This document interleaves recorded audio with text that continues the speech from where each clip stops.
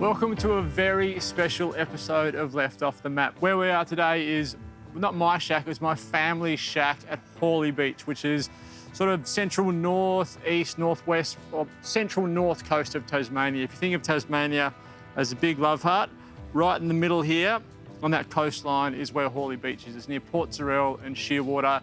This is where I spent my summer as a child. I grew up in this backyard, in that pool, on that beach, out fishing in that water. It's a very special place to me. So if I'm 40 now, it's been in our family for a long, long time. Different generations have come through, different parts of the family. So my nan and pop originally bought the shack, all of their kids used it, and then all of their kids used it. So it gets lots of use. We love it here. It's one of those places that you come to and you just feel calm.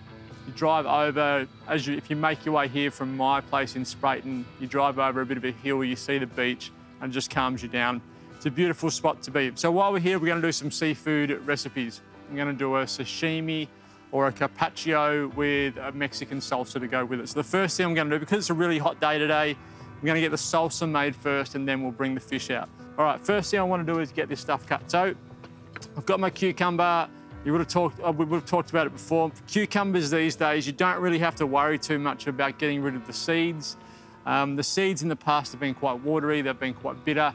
You don't need to worry about that. So you can just dice it and keep the seeds in. So you want to cut it into, that's like a baton size, what we would normally refer to as a baton. Slice, little slices of that. So once you've cut it into those slices, we just go back the other way until you get these little soldiers. Once you've got those soldiers, then just turn it around and run the other way with your knife, and you've got your dice. And that's a pretty rustic dice. Pop that into a bowl. And that was I only used, probably a quarter of a regular sized cucumber for that. Onion, that's a massive red onion. So I'm going to cut a cheek off that.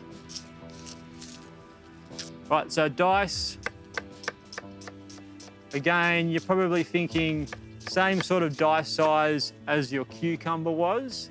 Tomatoes that I've got a heap of different sort of sized tomatoes and different types of tomatoes, which is a good thing and a bad thing. The good thing about it is you're going to get different flavours and different textures from your tomatoes. The bad thing is you're not going to have sort of a uniform cut, but that's kind of part of the whole different texture thing, so it doesn't matter too much. So you can see from that the different varieties of tomatoes that we've got. So just cut them however you think is the best way to cut them. So I'll cut that in half, and then in half again, and then probably into 6 sections to match what I've got in there. Same this way, in half, and then into thirds. So I've got 6 sections of tomato. My little one, that can just go into quarters. Put that in. You are going to get different textures from the different types of foods that you've got in there, so you don't have to worry too much about the tomato, but obviously one of these ones, don't just cut it in half and put it in there because it's going to look really out of place. So I'll start in, and then the last one. So all of the tomato that's gone in has been about the same size.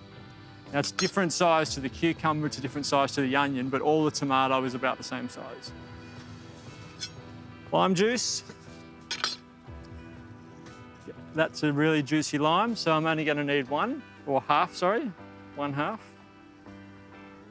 that. My avocado, and I'll put the lime juice in first. Just on a hot day like this, the avocado is going to go brown pretty quickly.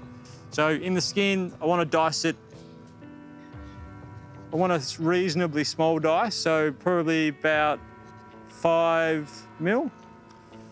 So you can see sort of that's the size of the dice that I've gone for. And just scoop that out with a spoon and pop it straight into the bowl. And as soon as it goes in, give it a mix around in that acid that's in there, that lime juice. So we'll give that a mix. And then once that's done, we'll get the fish out. Because it's so hot, like I said before, we're keeping that on ice. We'll get the fish out and get ready to cut that. So some salt, a big pinch of salt, some oil. If you like coriander, you can put coriander in. If you don't like coriander, then don't worry about it. I wouldn't probably put any other herbs in there unless you really love other herbs. Unless you're someone who absolutely loves dill or really, really loves parsley, then you can put those in. But I would just leave it as it is. All right, so I'm just gonna grab the fish and then we'll come back, we'll slice that and get ready to serve it. So the fish we're using is blue eye. So I've just taken the barrel part. So this is the top part of the fish, the barrel.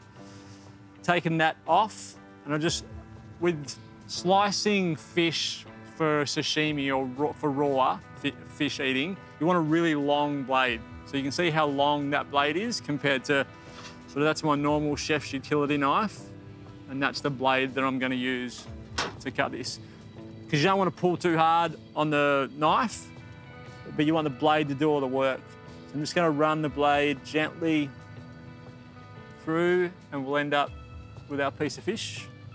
So from heel to tip, starting at the heel and working your way back, and you're really softly pulling the knife through and letting a really sharp, really long blade do all the work.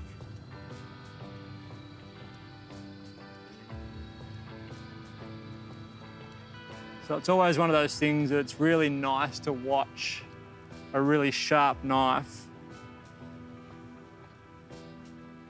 do work like this. I reckon if you go to a sushi restaurant and you get to see them preparing fresh fish. Right, so you end up with that. It's kind of what we're after. That shape, that part, that barrel of the fish gives you that shape. If you were further down the fish and you just had the tail, then you could slice on a bit of an angle and you would end up with better texture. But the best part of the fish for sashimi grade is the barrel. So it's taking that barrel part out. So now that we've got that, we can actually plate something up.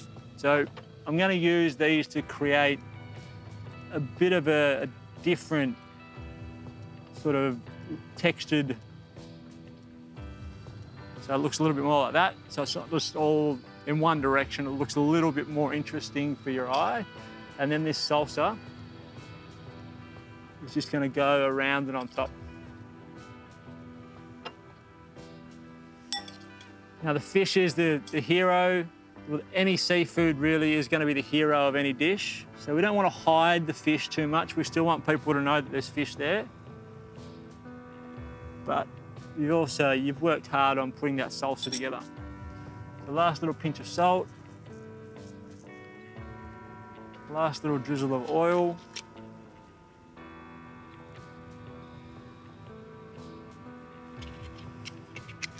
And for a place like this, Hawley Beach, where you're going to catch lots of fresh seafood, a salsa like that can come in really handy. If you get home with a fresh catch, that comes together in a matter of 5 or 6 minutes. You can pair it with fresh fish. You can do it with pretty much any fresh seafood. You can get oysters out here, abalone out here, which we're going to look at a little bit later in today's episode. But any of the seafood that you could get out here or anywhere up the east coast of Australia, you could pair this salsa with, raw or cooked, and get away with it. It's an absolute cracker. And I learned how to make this salsa in one of those places on the east coast of Mexico that I talked about, a place called Puerto Escondido. So transferring it back to Hawley Beach, a place that reminds me so much of Puerto Escondido and Mazunte, those places that I love in Mexico. It's a nice little comparison and a nice pairing between the two of them. So now we're going to head out onto the water, and also we'll have a little bit of a look, a bit more of a look at Hawley Beach and Port Sorell and surrounds, and we'll head out onto the water and get some abalone.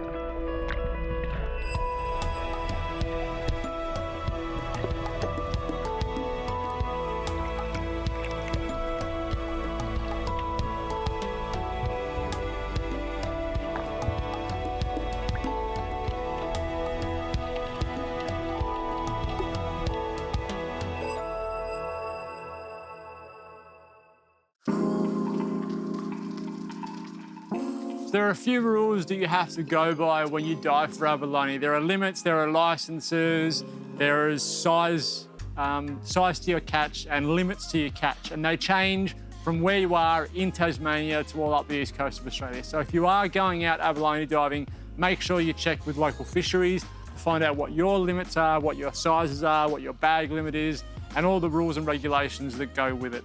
So we've got, this is a green lip abalone. There are two main types. There's green lip and black lip. Around here, around Hawley, around the northwest coast of Tasmania, central northeast coast of Tasmania, you get both. And you'll see the abalone has one part here where it's flat against the shell, and on the other side, it's got a curl, so it curls under. And if I turn it over, you'll see there it's fat and curly, and this side, it's sharp and skinny. The sharp side is where I'm going to put the knife in.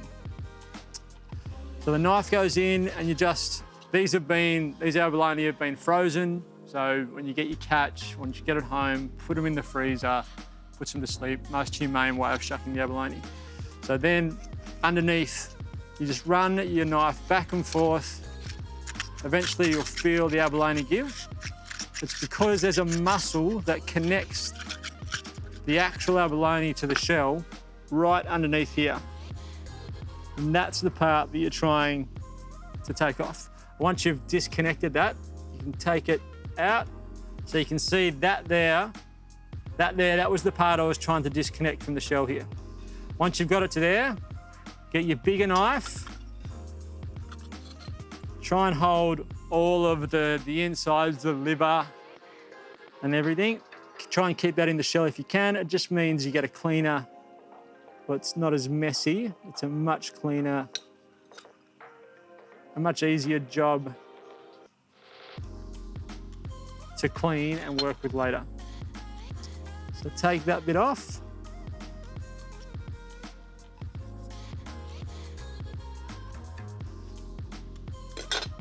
So we've now got shell, which has got all of and this is used sometimes to make XO sauces and things like that, but the liver and all the insides are in the shell. These are some shells of some abalone that we've got in the past when we've been out here as kids diving. So they get very, very, very big. And you can see the lines in the shell. You can see the years of growth. So some of them are quite old. The big ones we keep. They're a nice decoration. So now we've got this green lip abalone that I'm just gonna I'll rinse it off and get it ready. Some people complain about them being rubbery or tough or like an old boot. There are certain ways of getting around that. You can beat it with a meat mallet to break up those proteins and make it tender, or you can slice it really thinly, which is what we're gonna do. So I'm gonna clean this up a little bit more, get ready. We'll slice this abalone really thinly. I'm serving it with some garlic, some lemon, and some chili in a pasta.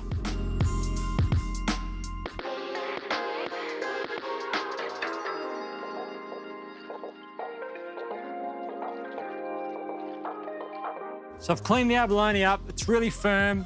So we're gonna cut it really thin so that we still want some sort of texture.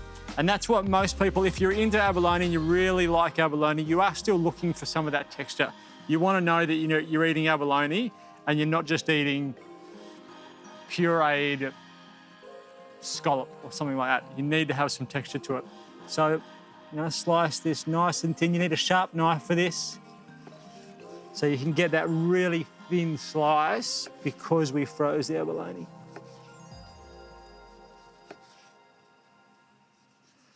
So I'll slice all of this, then I'll slice my chili, my garlic.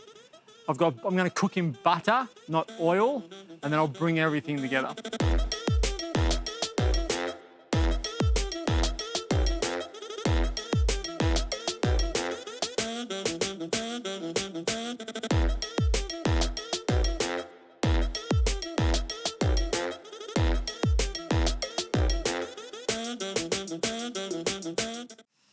My abalone's prepped, my garlic's prepped, my chili's prepped, my lemon's ready to go. I'm pretty much ready to cook everything now. My pasta has gone in and I've got about 10 minutes. So what I want to do, I remember this place best as being young. So I'm going to bring in a couple of young people and I'm going to relive my childhood through their eyes. So Ruby and Meg, up you come. So this is Meg. This is my little niece, my sister's little girl. And this is Ruby. Now, Ruby and Ruby's dad and me used to be very good friends, and they lived just over there. So we did lots of things together when we were out here. So I'm going to live my childhood through these two. What do you love about Hawley? About this place in particular, about coming out here and camping, Ruby? I like that we can stay out here whenever we want and that we can go to the beach whenever we want because it's just down the road and the pool is over here as well. Yeah, I think the Anthonys and the Milbournes and the Richardsons who sort of own this space you guys have been using our pool for 40 years. Now, Maggie Moo, what's your favourite seafood? My favourite seafood is seaweed. You told me that before and I thought, seaweed? So it's the seaweed that goes around the sushi. Yeah, because I actually thought you meant real seaweed from the ocean. That's not what you mean, is it? You don't go down to the beach and pick seaweed up and eat it. No. We have packets of seaweed in there that we eat. Really? Just the sheets? Yeah. The nori on its own? Yeah. That's weird. Your mum and dad, so you've got Tamika's your mum and Jason's your dad. What do they love about coming out here? Do you think it reminds them of being a kid when they were out here? Yeah. Mum didn't come out here when she was a kid, but Dad come out here all the time and they always tell me about the diving board down at the beach when they were younger. That was another thing that they took away. It was a little bit too dangerous. There was a main beach, which is just down here, which you could throw a rock and hit main beach. There used to be a diving board there and people started slipping off it and they took it out, but it used to be a lot of fun. We've cooked our abalone over here with our garlic and all the good things, garlic and chilli. I'm going to put it in this bowl because it's done. So I'm guessing, Ruby, if your dad goes out abalone diving a lot, he likes abalone too? Yeah. He likes eating it? Yeah, he likes it, but Mum's favourite seafood is abalone. Really? And Mum thinks that Dad doesn't like it because he has to do like... All the work? Yeah, he has to do all the work and then he can eat it and Mum just waits and then she eats it. That sounds like your mum, Meg. That's what she used to do. When I was a kid, I'd go out and have to dive for the abalone and risk my life, and your mum would just sit at home and not have to do anything and then just eat it all. All right, pasta, straight out of our pot. In on top of our abalone. Now, we don't want too much pasta because this dish is all about the abalone. A little bit of pasta water there so it can make our sauce. Turn that off, turn that off, turn that off, turn that off. Now, want some cream. Just a little bit. Some salt. And do you come out here for like all school holidays, Rubes? Yeah, we come out here on Boxing Day and normally go home like a couple days before school starts. Yeah. Such a tradition. And do you reckon, like, when you grow up and get older, you'll still love this place? Yeah. All right, so a little bit of lemon juice. I've lost my tongs. Where are my tongs, Maggie? There they are. Give that a toss around.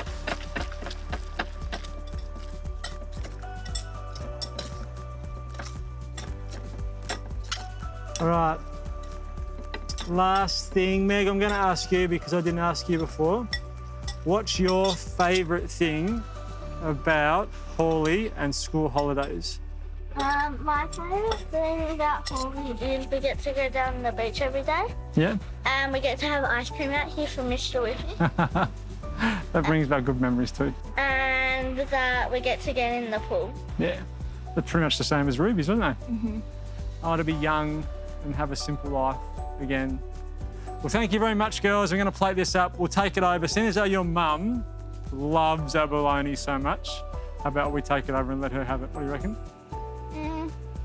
Maybe. Maybe. All right. See you next time.